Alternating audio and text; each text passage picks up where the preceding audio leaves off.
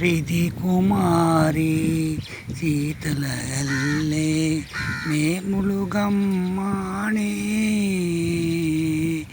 කන්ද උඩින් ආවේ රිදි කුමාරී සීතල ඇල්ලේ මේ මුළු ගම්මානේ